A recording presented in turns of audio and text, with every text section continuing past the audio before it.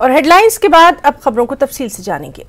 मणिपुर में जातीय हिंसा को लेकर संसद के मॉनसून सत्र में गतिरोध लगातार जारी है। इस बीच केंद्रीय मंत्री अनुराग ठाकुर ने विपक्षी दलों से अपील की है कि वो इस मुद्दे पर संसद में बहस करें। साथ ही उन्होंने कहा कि पूर्वोत्तर राज्य में महिलाओं के खिलाफ अत्याचार के मुद्दे पर विपक्ष राजनीति न करे।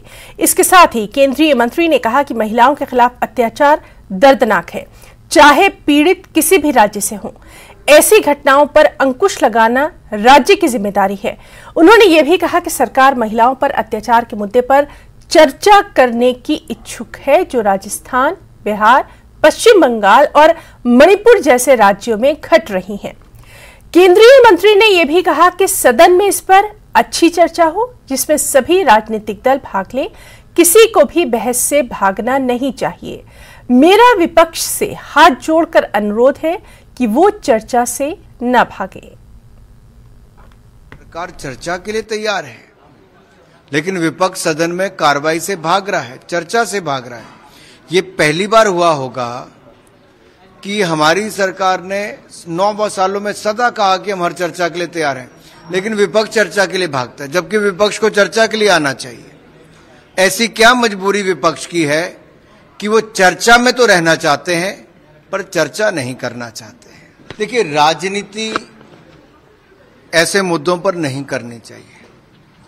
महिला अपराध, महिलाओं के खिलाफ दुष्कर्म की घटनाएं ये दुर्भाग्यपूर्ण है, चाहे वो मणिपुर हो, राजस्थान हो, बिहार हो या बंगाल हो। आखिरकार वो महिला किसी की मां, किसी की बेटी तो किसी की पत्नी है। नई दिल्ली में नव विकसित ITPO कॉम्प्लेक्स जो G20 नेताओं की बैठक की मेजबानी करेगा, उसका उद्घाटन 26 जुलाई को प्रधानमंत्री नरेंद्र मोदी कर सकते हैं। आपको बताएं कि करीब 123 एकड़ में बना प्रगति मैदान ITPO कॉम्प्लेक्स बैठकों, सम्मेलन और प्रदर्शनियों के आयोजन के लिए भारत का सबसे बड़ा सेंटर है।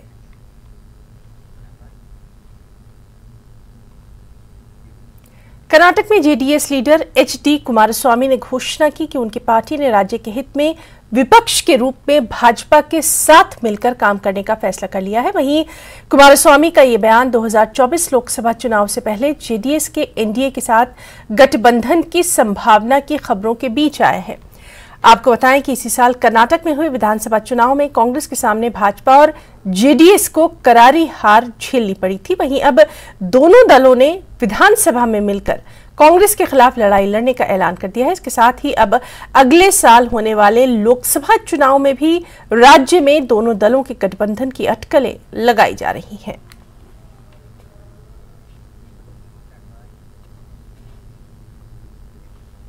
UCC पर लोगों की राय जानने की तिथि बढ़ाकर 28 जुलाई कर दिए जाने के बाद से ही अनुमान लगाया जा रहा है कि सरकार इस बिल को वर्तमान सत्र में नहीं लाएगी।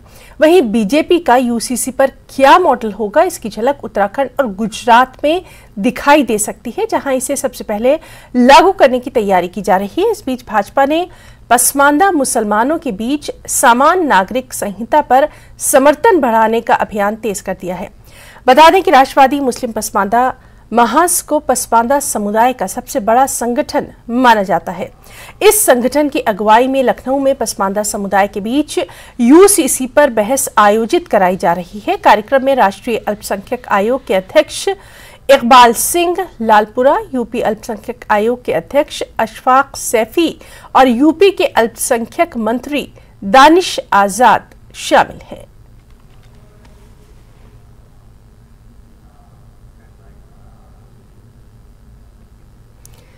मणिपुर पुलिस ने 4 मई को राज्य के कांगपोकपी जिले में 2 महिलाओं को निवस्त घुमाने के मामले में छठे आरोपी को भी गिरफ्तार कर लिया है। मामले में पुलिस ने बताया कि गिरफ्तार व्यक्ति एक किशोर है। पुलिस ने बुधवार को भयावह घटना का 26 सेकंड का वीडियो सामने आने के एक दिन बाद गुरुवार को इस मामले में पहली गिरफ्तारी की थी। इसके बाद गुरुवार को ही 3 और लोगों को गिरफ्तार किया गया था।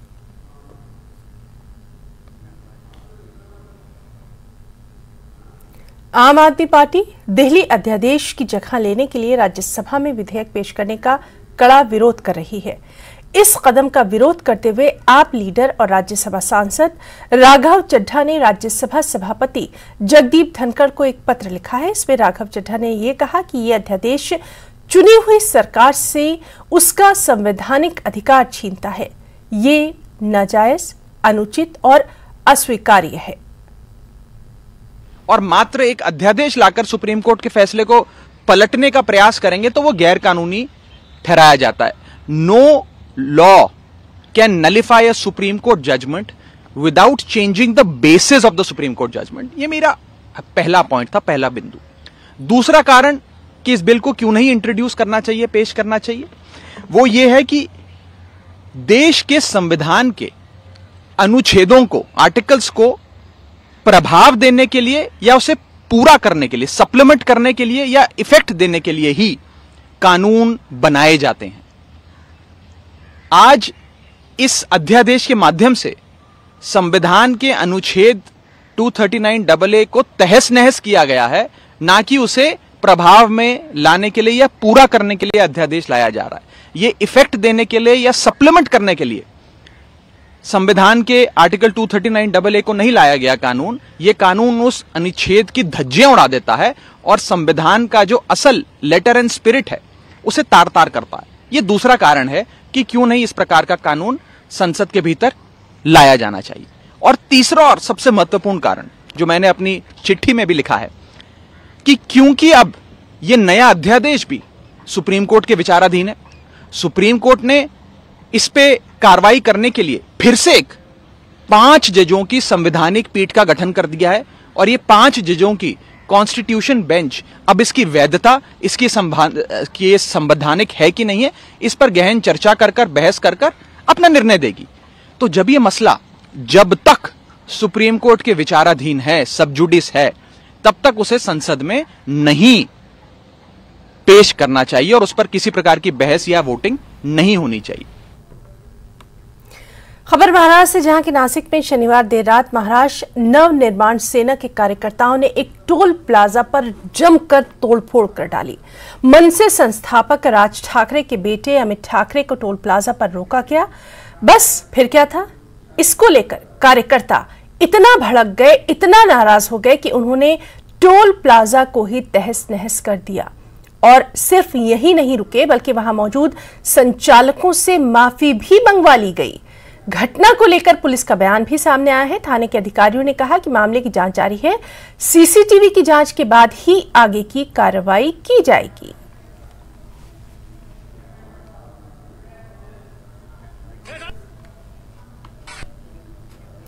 और अब खबर मौसम के मिजाज की। आज दिल्ली और आसपास के इलाकों में बारिश हुई है। बारिश होने से उमस भरी गर्मी से यहां के लोगों को कुछ राहत मिल गई है। एक तरफ जहां यमुना का जलस्तर कम होने का नाम नहीं ले रहा, वहीं दूसरी तरफ बारिश होने से एक बार फिर दिल्ली के लोगों को बाढ़ का खतरा सताने लगा है। दिल्ली के साथ साथ नोएडा में भी हल्की बूंदाबांदी देखने को मिली। एनसीआर के कई इलाकों में बारिश की संभावना बनी हुई है।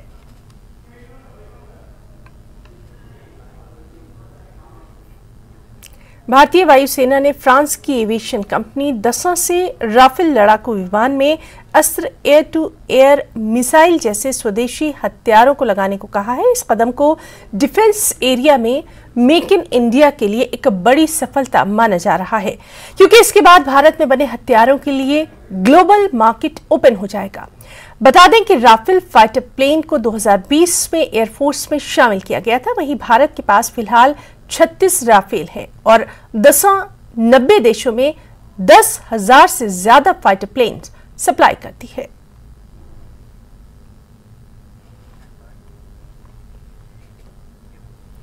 नेपाल सीमा के जरिए अवैध तरीके से भारत में घुसने की कोशिश कर रहे 2 चीनी नागरिकों को बिहार के रक्सौल से गिरफ्तार किया गया।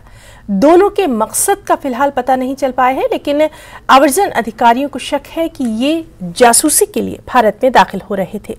दरअसल पाकिस्तानी महिला सीमा हैदर की ओर से मई में बिना वीजा के नेपाल सीमा के रास्ते चालाकी से भारत में प्रवेश करने के बाद से ही सुरक्षा एजेंसियों ने सीमा पर अपनी निगरानी, अपनी चौकसी बढ़ा दी है और भारत नेपाल के सभी बॉर्डर्स पर सख्ती से चेकिंग हो रही है।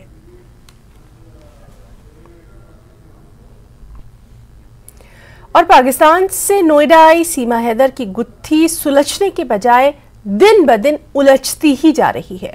सीमा से 18 घंटे की पूछताछ में उसने इस तरह से बेबाकी से जवाब दिया है जिस पर एजेंसियों को शक है कि सीमा के भारत आने का मकसद कुछ और ही है। वहीं अब जांच एजेंसियां सीमा का साइकोलॉजिकल टेस्ट करवा सकती हैं। इसे लेकर एजेंसियों के बीच मंथन भी चल रहा है। एजेंसियां IQ, attitude and psychological test से सीमा हैदर के दिमाग को जांचेगी। साथ ही सेक्सोलॉजिकल टेस्ट भी कराया जा सकता है। माना जा रहा है कि एजेंसियां टेस्ट की इजाजत के लिए जल्द ही कोर्ट का रुख करेंगी।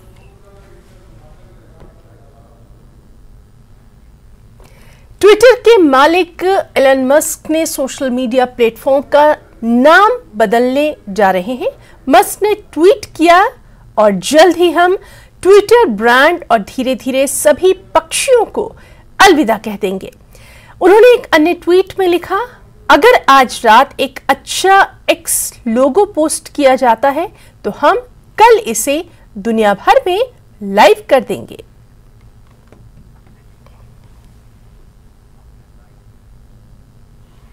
और यहां रुकना चाहेंगे एक छोटी सी ब्रेक के लिए।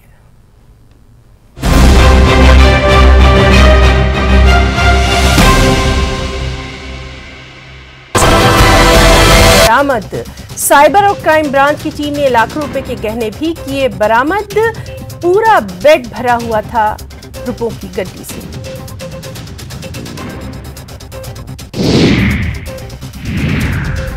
मणिपुर दरिंदगी मामले में मुख्य आरोपी समेत 6 की गिरफ्तारियां। बाकी आरोपियों की तलाश के लिए पुलिस कर रही है छापेमारी। 4 मई को 2 महिलाओं के साथ हुई थी हैवानी।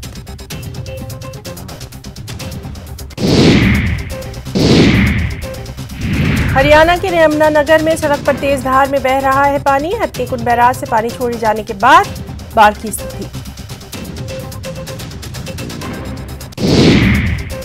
वहीं यमुनानगर में हथनीकुंड के पानी छोड़े जाने के बाद कई नदी और नाले उफान पर हैं। साहब यमुना गरल हाईवे पर पानी के साथ बड़े बड़े पत्थर भी।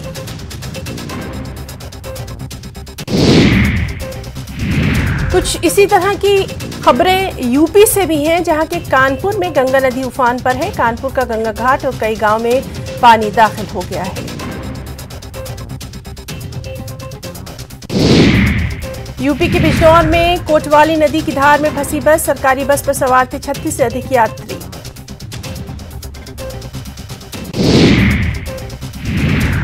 काफी मशक्कत के बाद बस में फंसे लोगों को रेस्क्यू किया।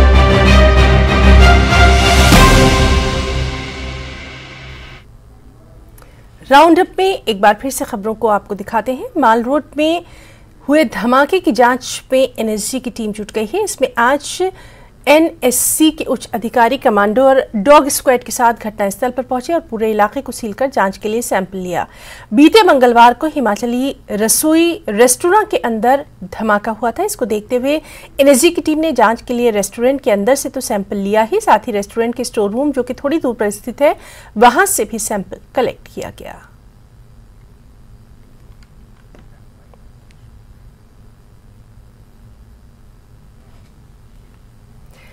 उप मुख्यमंत्री मुकेश अग्निहोत्री ने कहा कि हिमाचल प्रदेश में बारिश के कारण जनजीवन बुरी तरह से प्रभावित हुआ है, लेकिन प्रदेश सरकार हर स्थिति से निपटने के लिए पूरी तरह से तैयार है। उन्होंने कहा कि जल शक्ति विभाग को 1500 करोड़ रुपए का नुकसान हुआ, लेकिन फिर भी विभाग के कर्मचारियों और अधिकारियों ने दिन रात एक करते हुए प्रदेश में पानी की सप्लाई बहाल की।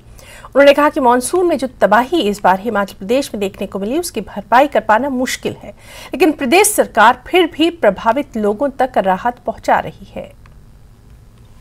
घाव हैं जिनको भरने में बहुत समय लग सकता है, क्योंकि जो नुकसान है वो बड़ा मेजर नुकसान हुआ है और हर डिपार्टमेंट का हुआ है, हर जिले में हुआ है और नुकसान का आकार बहुत बड़ा है। आप देख रहे हैं कि लोगों की गाड़ियां बह गई, लोगों की इमारतें बह गई और उसके बाद लोगों की प्रॉपर्टीज़ बह गई, होटल बह गए और जानें चली गई। और जब से मानसून चल रहा है लगातार कुछ लोग बह गए हैं, कुछ लोग एक्सीडेंट में भी गए हैं, तो लगातार ये सिलसिला चल रहा है। प्रदेश सरकार ने पूरी ताकत लगाई हुई है और हर जगह राहत पहुंचाई है। राहत नियमावली में भी परिवर्तन किया है, डंगे लगाने के लिए भी राशि बढ़ाई है, लोगों के घरों में जो है रिलीफ देने के लिए वो भी राशियां बढ़ाई हैं हर जगह से, और पशुओं का जहां नुकसान हुआ है वो राशि भी बढ़ाई है। जहां जहां मदद की जा सकती है सरकार कर रही है, और पूरा तंत्र जो है पूरा गेयर अप है। गुजरात के नवसारी में भारी बारिश जमकर कहर बर्पा कर रही है। पूरे इलाके में बाढ़ जैसे हालात हैं और भारी बारिश से कई इलाकों में जल जमाव की स्थिति भी देखी जा रही है, जो लोगों के लिए एक बड़ी मुसीबत बन गई है। वहीं एक ऐसी तस्वीर भी अब हम आपको दिखाते हैं जिसे देखकर आप भी दंग रह जाएंगे। तस्वीर देखिए। गुजरात के नवसारी में भारी बारिश जमकर कहर बरपा रही है। पूरे इलाके में बाढ़ जैसे हालात हो गए हैं। भारी बारिश से कई इलाकों में जल भराव की स्थिति है, जो लोगों के लिए मुसीबत बन गई है। तो वहीं एक ऐसी तस्वीर निकल करके सामने आई जिसे देखकर आप भी दंग रह जाएंगे। तस्वीरें देखिए, पानी में क्या बह रहा है। पानी में कार मवेशियों को बहते तो देखा ही होगा। अब इस तस्वीर में जो दिख रहा है वो है गैस सिलेंडर। दरअसल भारी बारिश के बाद विजलपुर इलाके के गैस गोदाम की दीवार गिर गई, जिससे पूरे गोदाम में पानी भर गया। देखते ही देखते गोदाम नदियों में तब्दील हो गया और फिर यहाँ रखे 50 से ज्यादा गैस सिलेंडर बहने लगे। देख सकते हैं कैसे एक एक कर सिलेंडर बहते हुए दरवाजे से बाहर जा रहे हैं। ये तस्वीरें बताती हैं कि आसमान से बारिश पानी की नहीं बल्कि आफत की हो रही है।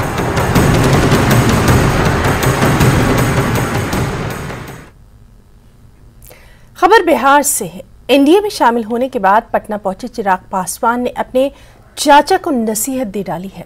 नसीहत इस बात को लेकर है कि बाहर बयान देने के बजाय वो अपनी बात गठबंधन के सामने रखें।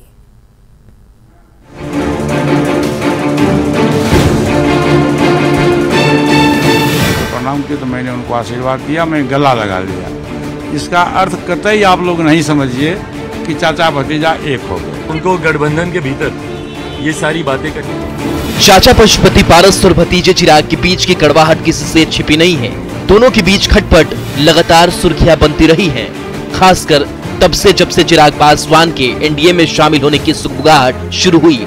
पशुपति पारस ने साफ साफ दो टूक लहजे में कह दिया कि चिराग चाहे एनडीए में आए या ना आए, वो हाजीपुर सीट नहीं छोड़ेंगे और वहीं से चुनाव लड़ेंगे।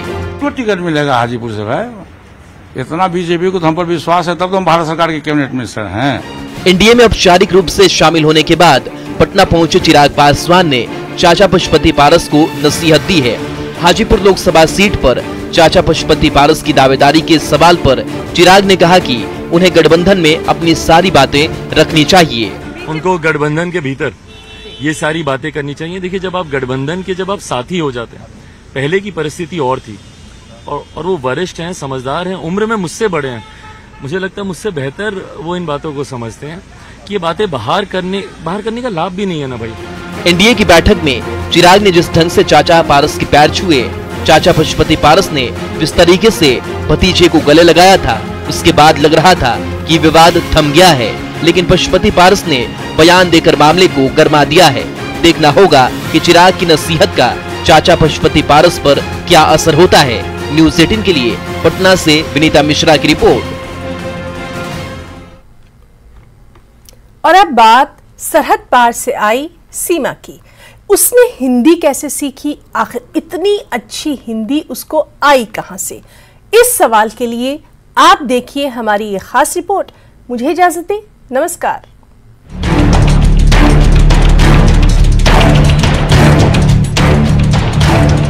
सीमा हैदर पर तमाम तरह के आरोप लगे। हिंदुस्तान से कम पाकिस्तान में सीमा हैदर को लेकर ज्यादा शोर हो रहा है और सरहद पार से सीमा की भाषा, उनके रहन सहन पर भी सवाल उठाए गए। जैसे आरोप लगा कि इतनी इंग्लिश और हिंदी बोलनी सीमा ने दुबई में सीखी। दुबई में काम करते वक्त सीमा के लिए ये भाषाएं सीखनी जरूरी थी। वो तमाम लोगों के लिए हब है, लेकिन वहां जब क्लब्स में लोग जाते हैं वहां इंग्लिश बोली जाती है और वहां की लड़कियां सीखती हैं इंग्लिश। इसने वहां से सीखी है इंग्लिश, और ज्यादातर सुना है जिससे इसके राब्ते थे उससे ज्यादा इंग्लिश में ही बात होती है। और मैं इस बात पे क्रेडिट देता हूँ कि इंडिया की इंग्लिश बहुत, इंडिया में लोग इंग्लिश को भी अच्छा है, हिंदी को भी अच्छा समझते हैं, उर्दू को भी अच्छा समझते हैं, इंग्लिश को भी अच्छा समझते हैं। सारी जबान, सारी बोलियों की एक रिस्पेक्ट है, तो इसको सिखाई गई है। इसको प्रॉपर हिंदी जो है, इसको आई आस्ता आस्ता नहीं आई, दुबई से आई है इसको। दुबई में, वरना आप उसको जिस जगह में ये रहती थी, अगर आप कहते हैं पाकिस्तान में, वहां सोच भी नहीं सकती इसको इंग्लिश आए, वहां पे इंग्लिश ये नहीं सीख सकती है, दुबई में सीखी इंग्लिश।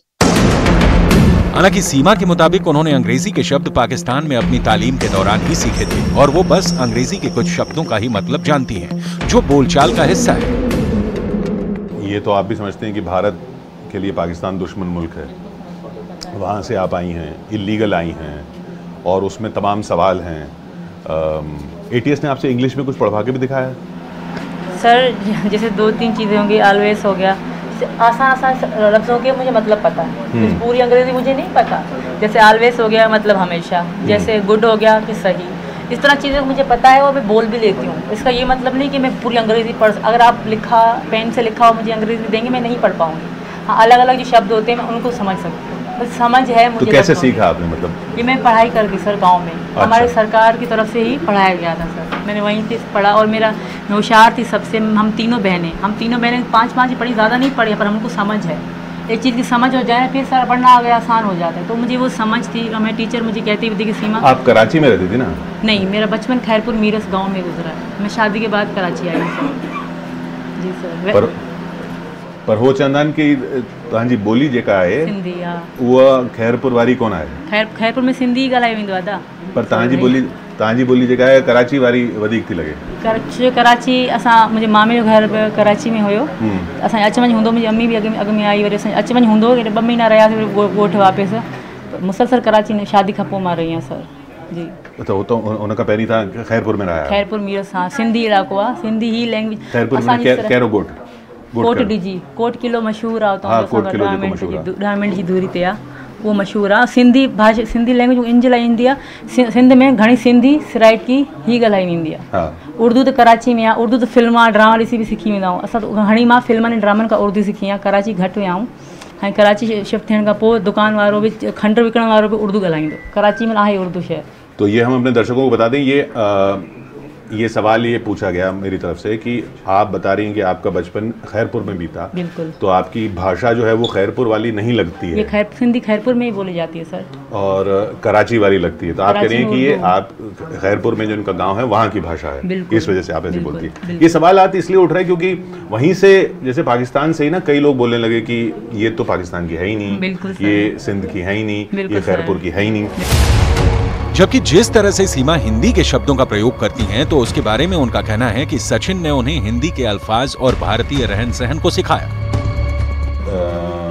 भाषा को लेके कि आप कैसे हिंदी बोल रही हैं, बार बार ये सवाल पूछा जा रहा है, और वो सब क्योंकि वहाँ से तो हमने तो जिनसे भी बात की वहाँ पे वो तो ये भाषा बोलते नहीं है। सर उर्दू हिंदी में थोड़ा फर्क है, मैं फिर से कहूँगी उर्दू हिंदी में थोड़ा फर्क है। अब हम जा रहे थे, जैसे मैंने सुना, आपसे पूछा गया कि अगर आपको पाकिस्तान भेज दिया जाए, तो आपने एक जगह कहा कि अगर मुझे पाकिस्तान भेज दिया जाए तो बड़ा अनर्थ हो जाएगा। बिल्कुल। अब अनर्थ तो बोलते नहीं है वहाँ पे। मैं यहाँ आके यहाँ की भाषा बोलती हूँ और इनके पीछे इनका हाथ है। जब हम अलग रहते थे तो बात पे अगर मैं पाकिस्तानी भाषा बोलती मुझे डांटते थे, मुंह पे हैं, कहते तुम यहाँ पे कैसे रहोगे, सबको पता पड़ जाएगा तुम पाकिस्तानी हो। बात पे इन्होंने मुझे, मेरे आधा तो इन्होंने हमें सिखाया कि ऐसे मत बोलो, जैसे हमारे तू बोला जाता है, बड़ा और छोटा आम पे तू तुम चलता रहता है, तो पहले मुझे उन्होंने तू करवाना छुड़वाया, इन्होंने ही छुड़वाया, सचिन इस बात के गवाह हैं, तू कहना छुड़वाया कि तू मत बोलो, या जैसे बड़े को कैसे बोलते हैं हम, तो तुम भी बोले दे, तुम्हें, आप, इस तरह की बातें। हमारे आप और तुम या तू ज़्यादा बोला जाता है पाकिस्तान में। तो बाकी रही बात, हर बात में जो मैंने अनर्थ कहा, तो ये मैं यहाँ नहीं, मैं वहाँ भी इस तरह ही बोलती थी ज़्यादातर, क्योंकि इनके साथ मेरी बात ज़्यादा होती थी। वहाँ पे तो लोग हैरान जाते होंगे कि ये नहीं, मेरी इनसे बातचीत इतनी होती थी सर कि मैं वहाँ किसी थोड़ा, ईद हो गई, त्यौहार जैसे होते हैं, ईद होती है, मैं त्यौहार अब बोल रही हूँ, ईद वगैरह हो गई, या वहाँ छोटी होते हैं हमारे यहाँ, तो अभी त्योहार वगैरह भी बोल रही हैं, वो त्योहार तो वहाँ बोलते नहीं है, यहाँ बोलते। इनके साथ रह के सर मेरी में यही भाषा, बस मेरे मुंह में बस जैसे हिंदी बस गई हो। वो तो इतना बोलते ही नहीं है जितना आप बोल रही हैं, तो वो आपके सामने नहीं बोलते ना, भाषा आपकी, वो आपके सामने नहीं बोलते, मुझे पता वो कितना बोलते हैं। अच्छा जी सर, ये यहाँ मीडिया के सामने नहीं बोलते, और जितना ये बोलते शायद मैं भी नहीं बोलती, जिस तरह ये डांट पड़ते हैं, जिस तरह ये आग बबूला हो जाते हैं, शायद कभी मैं भी नहीं हुई होंगी। ये आप लोगों के सामने पता नहीं क्यों इस तरह हम भोले बन जाते हैं, इतने हैं नहीं सर, हकीकत तो ये है। बाकी ये फ़र्क ज़्यादा नहीं है, क्योंकि उर्दू भी सेम इस तरह ही है। हाँ, वो तो सही है। शब्दों का, जैसे अभी शब्द बोल रही, इसको अल्फाज बोल देती तो उर्दू हो जाती। तो जब मेरा प्यार यहाँ आए, मेरा सब कुछ यहाँ आए, तो मुझे भाषा, और वो साड़ी की बात है, साड़ी मैं अब भी खुद नहीं पहनती, मुझे मम्मी ही पहनाती हैं, कभी भी मैंने खुद से साड़ी नहीं पहनी। तो इस बात पे लोग इशू उठा रहे, पर इसका कोई ख़ास मतलब नहीं है। सीमा माथे पर सिंदूर लगाती है, साड़ी पहनती है, मंगलसूत्र पहनती है, हिंदी भी सीख रही है। यानी सीमा की पूरी कोशिश है कि वो भारतीय बनकर दिखाएं, क्योंकि वो पाकिस्तान वापस नहीं जाना चाहती हैं और भारत में ही रहना चाहती हैं।